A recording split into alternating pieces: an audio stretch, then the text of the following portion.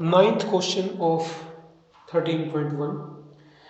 A 5 meter 60 centimeter high vertical pole casts a shadow 3 meter 20 centimeter long. Find at the same time the length of the shadow cast by another pole 10 meter 50 centimeter high. Second one, the height of a pole which casts a shadow 5 metre long. बच्चों जो question है same time पे अलग अलग poles की height और उनकी shadow का कंपैरिजन करता है। जैसे पोल होते हैं वर्टिकल पोल, इस तरीके से मान लो यहाँ पे सन है, ये सन है यहाँ पे, तो इनकी जो शेडो है ये अर्थ है, अर्थ पे कुछ इस तरह से इनकी शेडो हो जाएगी, ये इस तरीके से ये पूरी शेडो हो जाएगी। ओके, तो पोल की हाइट और लेंथ ऑफ शेडो ये दोनों का कंपैरिजन है यहाँ पे, तो इन दोनों को ही हम बॉक्स में लिख देंगे, height of pole, height of pole, and यहाँ पे लिख देंगे लेंथ ऑफ शेडो। इन दोनों का कंपैरिजन है तो इन दोनों को हम इस तरीके से लिखेंगे। अब जो जो हमारे पास इंफॉर्मेशन गिवन है क्वेश्चन में वो हम लिख लेंगे, जो जो फाइंड करनी है उनको हम लेट कर लेंगे। सबसे पहले बोलता है कि 5 metre 60 centimetre high vertical pole, pole की हाइट दे रखी ओबियसली 5 मीटर 60 सेंटीमीटर। अब देखिए 5 मीटर और 60 सेंटीमीटर दोनों ही गिवन है, मीटर में भी और 60 सेंटीमीटर में भी। या तो इसको मीटर में कन्वर्ट करो बच्चों या सेंटीमीटर में कन्वर्ट करो, बिकॉज मैंने आपको बताया था जो ये यूनिट रहेगी बिल्कुल एक ही यूनिट रहेंगी सारी की सारी, और ये एक यूनिट एक जैसी यूनिट रहेंगी। दोनों इनका और इनका कंपैरिजन होता है, ये अलग यूनिट हो सकती है, ये अलग हो सकती है, ये पॉसिबल है, बट ये सारी एक जैसी रहेंगी और ये सारी एक जैसी रहेंगी। अब ये 5 metre 60 centimetre height of the pole है, तो आप इसको सेंटीमीटर में कन्वर्ट कर देंगे। बच्चों देखो 5 मीटर है, इसको अगर हम सेंटीमीटर में कन्वर्ट करें तो 500 सेंटीमीटर हो जाएगा, इसमें बन जाएगा 500 सेंटीमीटर, और 60 सेंटीमीटर अलग से है तो कितना बन जाएगा 560 सेंटीमीटर। 560 हम यहाँ पे लिख देते हैं, हमने इसको किस में कन्वर्ट करके लिख दिया, सेंटीमीटर में कन्वर्ट करके लिख दिया, ये हो गया 560 सेंटीमीटर। अब हम इन सभी को सेंटीमीटर में ही लिखेंगे। ये जो शैडो क्रिएट करता है, इसकी शैडो बनती है, उसकी लेंथ है बच्चों 3 metre 20 centimetre, cast shadow 3 metre 20 centimetre. ये भी दो अलग अलग मिल रखी 3 मीटर 20 सेंटीमीटर। अब यहाँ पे भी आप चाहे मीटर में कन्वर्ट करो चाहे सेंटीमीटर में कन्वर्ट करो, इससे कंपैरिजन नहीं करना आपने, लेकिन रखना एक में पड़ेगा, चाहे मीटर में रखो चाहे सेंटीमीटर में रखो। अगर हम इसको भी सेंटीमीटर में कन्वर्ट कर दें, मान लो मीटर में भी कर सकते हो आप, मीटर में पॉइंट्स में बनेगा तो आप सेंटीमीटर में ही कन्वर्ट कर लो, यहाँ से 300 सेंटीमीटर बन जाएंगे और 20 है तो 320 सेंटीमीटर ही बन जाएंगे, यहाँ पे भी हम लिख देंगे सेंटीमीटर में।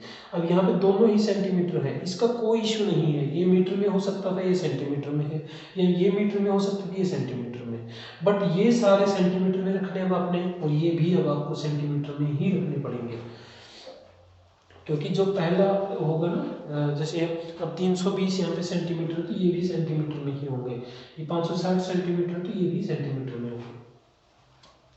फर्स्ट है the length, find the length of the shadow, shadow की लेंथ हमने फाइंड करनी है, जबकि cast by another pole 10 metre 50 centimetre high, pole की हाइट दे रखी है 10 metre 50 centimetre, height of the pole यहाँ पे लिखेंगे हम, 10 मीटर में 1000 सेंटीमीटर बनेंगे बच्चों, प्लस 50 तो ये हो जाएगा 1050 सेंटीमीटर। सेंटीमीटर हम लिख चुके हैं, यहाँ बार बार लिखने की जरूरत नहीं है। लेंथ ऑफ शैडो तो हमने फाइंड करनी है, इसको हम x मान लेते हैं बच्चों,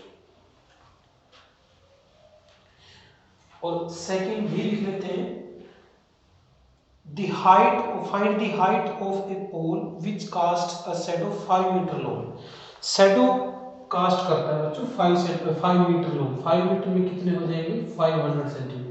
शैडो की जो इंफॉर्मेशन है शैडो के बॉक्स के सामने ही लिखेंगे हम। हाइट ऑफ द पोल हमें फाइंड करनी है, इसको हम मान लेंगे बच्चों 1, तो ये हमारे पास टेबल बन गई है।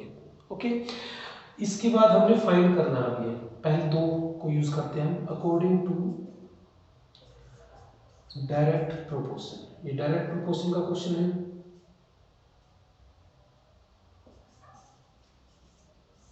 डायरेक्ट प्रोपोर्शन का क्वेश्चन क्यों है बच्चों ये, क्योंकि अब देखिए जैसे जैसे पोल की हाइट बढ़ेगी उसकी शैडो भी क्या होगी, बढ़ती जाएगी ऑब्वियसली, ये तो हमें पता होता है।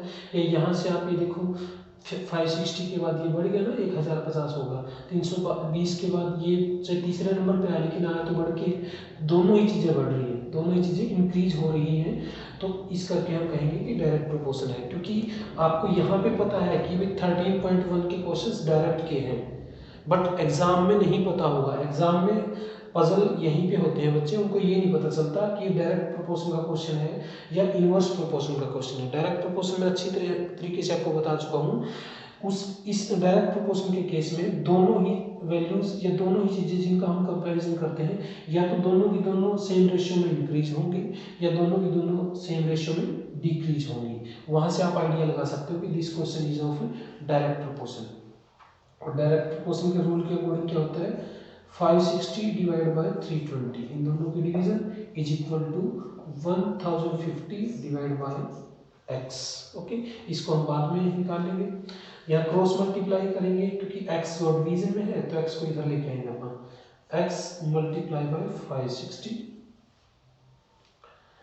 Is equal to 1050 multiply by, ये डिवीजन से मल्टीप्लाई में जाएगा दूसरी तरफ। ओके, देखिए 1050 एज इट इज, 320 मल्टीप्लाई में आ गया, 560 as it is, x multiply में आ गया। ओके, अब 560 को आप डिवीजन में लेके जाए, क्रॉस मल्टीप्लाई करना बोलते हैं इसको, 1050 multiply bye 320 divide by 560, zero से बच्चों ये जीरो कैंसिल हो गया, 560 इसको हम डिवाइड करते हैं, 8 पे डिवाइड होगा, 8 4 जा 32, 8 7 जा 56, 7 से कटेगा 15 पे।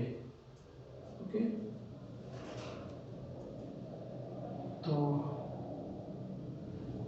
15 पे ही कटेगा ये, सॉरी यहाँ पे हमने 4 पे तो जीरो भी तो था, 40 आंसर आएगा यहाँ पे क्योंकि जीरो हमने ये काटा था, तो 15 4 जा 60, 600 सेंटीमीटर, 600 सेंटीमीटर। अगर इसको मीटर में फाइंड करें तो 6 मीटर जो बनेगी शैडो बनेगी इस हाइट के 10 मीटर और 50 सेंटीमीटर हाइट के पोल की शैडो कितनी बनेगी, 6 मीटर या 600 सेंटीमीटर। इसी तरीके से बच्चों इन दोनों का डिवीजन इसके इक्वल में रख के हम क्रॉस मल्टीप्लाई करेंगे तो इसका y का आंसर हमारे पास आ जाएगा। बिल्कुल इजी क्वेश्चन है, सिर्फ आपको सबसे पहले ये पता लगाना है कि ये क्वेश्चन डायरेक्ट का है या इनवर्स का है। ओके, उसके बाद ये टेबल तैयार करनी है, यूनिट एक जो चीज़ है जैसे हाइट है, हाइट की यूनिट सेम हो और लेंथ की यूनिट लेंथ ऑफ जैसे शैडो है यहाँ पे, उस शैडो की यूनिट सेम होनी चाहिए सारी की सारी।